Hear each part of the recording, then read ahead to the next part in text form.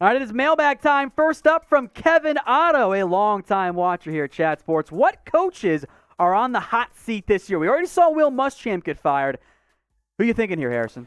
Oh, man. I mean, I think there's a big-time name we have to mention to start. Jim Harbaugh's got to be number one, right? The Michigan head coach. And right on cue, we got a question about that, so we'll go ahead and jump here, kind of combo these two questions together. Should Michigan fire Jim Harbaugh? Tom, I think it's a fair question.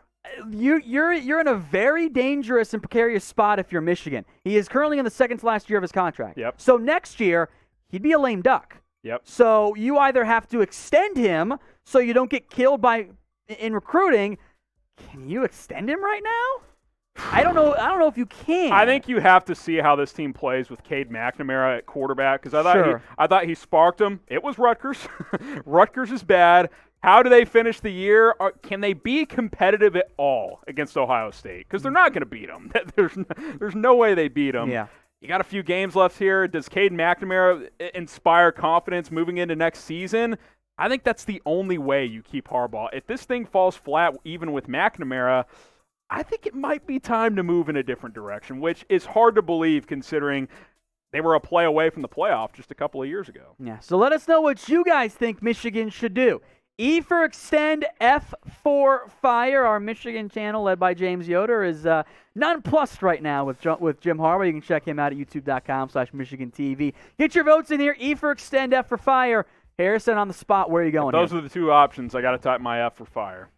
I think you have to fire him too. Unless he wows down the stretch, I don't think that's a good decision for Michigan. So get your votes in here. E for extend, F for fire. From Sinai Sanchez, can Oregon get in the top 5 because A&M and Florida have one loss? Oregon's remaining schedule is Washington, Oregon State, and I can't remember the third, but it's not a good opponent. They need Washington to be good by the time that game rolls around. I don't know, man. Like, you're telling me, if A&M wins out, you're telling me they would leave out one-loss A&M over undefeated Oregon? I don't see it. Like, I don't see the committee doing that. I think the Pac-12 champ has to be undefeated impressively, which USC and Oregon have not started impressively. Yeah. It's gonna. They need help. That's my opinion. And a 14 playoff. I think they should expand, and the Pac-12 champ should get in, but they're not going to do that. Back to Kevin Otto again here. What are your upset picks for this upcoming week of college football here? I need to look at the slate. I'm going to focus on top 25 here. Could there be a potential letdown game for Northwestern on the road against Michigan State? No way. Not Michigan State. How about Colorado at USC? Colorado's 2-0. They've looked okay this year. Yeah, they've been all right. I would say Iron Bowl, Gus Malzahn saves his job, but I don't think that's the case this year. No. There's not a lot of great games. Iowa State, Texas, whoever's the underdog in that one. Like, I feel like that counts as an upset pick. That's kind of a pick-em game, though, you know? Sure. I think either that's an elimination game in the Big 12. Winner of that has a chance to make the Big 12 title game. Yeah. I kind of like that Colorado-USC game. USC has not been. Can I interest you at all in Nebraska at Iowa? By the way, I figured out why Iowa ranked. Shouldn't be ranked. I figured out why. You know who the selection chair is? The Iowa year? AD? The Iowa AD.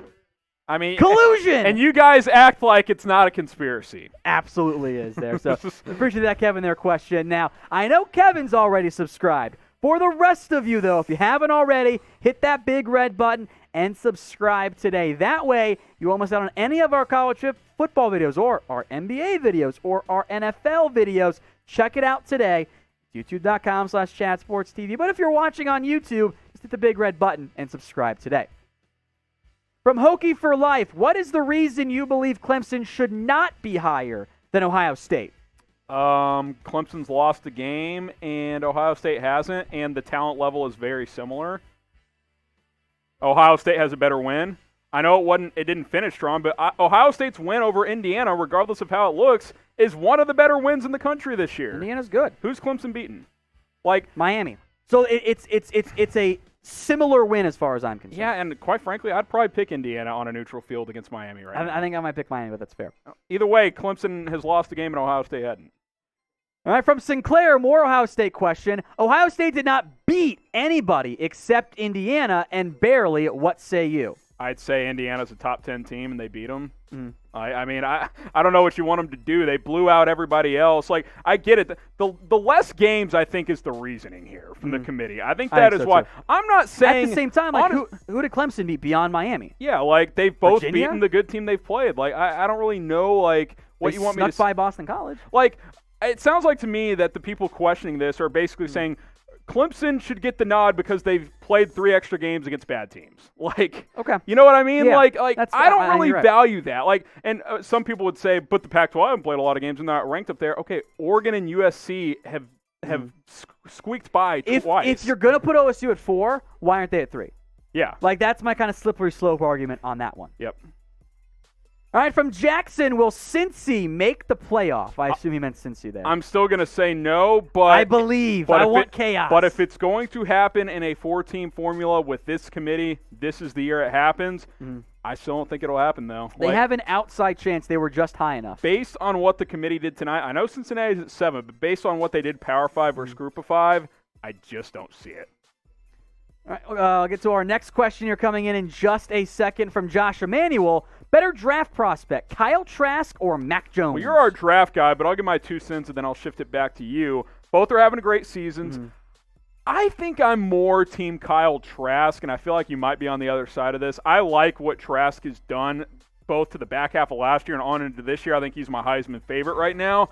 But both are moving up draft boards, I think. Yeah, both of these guys have impressed in a, not to the extreme of a Joe Burrow, but in a similar fashion of Joe Burrow light in the sense of, hey, this guy was maybe going to get drafted. Now, hey, this guy might go top 60, top 50. Yep. My concern about both Trask and Jones is the upside. Yeah. Like I don't see elite level arm talent. I think they are clearly NFL players. Yeah. And I worry that they're going to end up being kind of in that high-end backup mold in the NFL, which is valuable. Mac Jones throws a nice deep ball. The problem is when he gets off balance, the arm talent's not there. And that's the exact same thing with Kyle Trask. When Trask's mechanics break down and he's forced to throw off of his base, arm strength it's not there. Yep. And that isn't as important in college football, but it shows itself a lot more in the NFL. And especially in the last decade or so where mobility and arm strength at the quarterback position are as valuable as ever.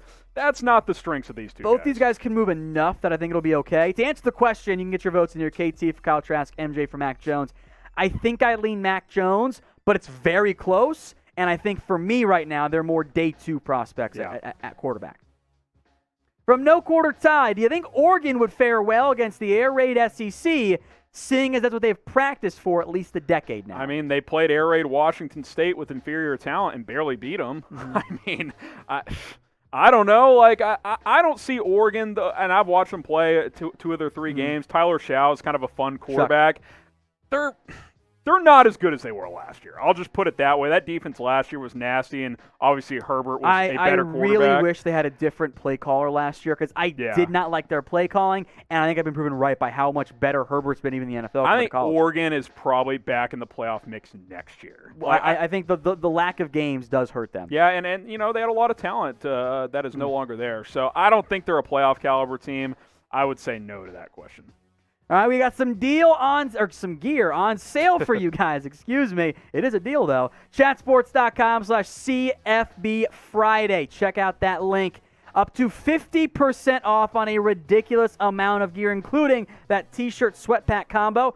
$30, Harrison. It's the best deal out there, man. Great deal, no doubt about it. All this stuff, 50% off, most of it at least, at chatsports.com/CFB Friday. We can't show gear from every team because, well, we'd be here all night. But if you have a favorite team, trust me, it's going to be on there. Go to chatsports.com/CFB Friday. Hoodies, shirts, combo packs, like Tom said, face masks are on sale. If yours is wearing out, why not rep your favorite team? Chatsports.com/CFB Friday. Check that link in the comments and in the description. Black Friday sale. You can take advantage of these deals right now.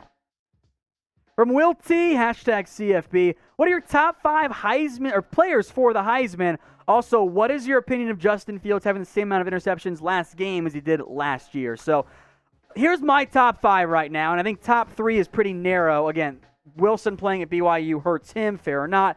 Trevor Lawrence, now having lost 3 games, really hurts him. Yep. The Fields interception games definitely hurt him.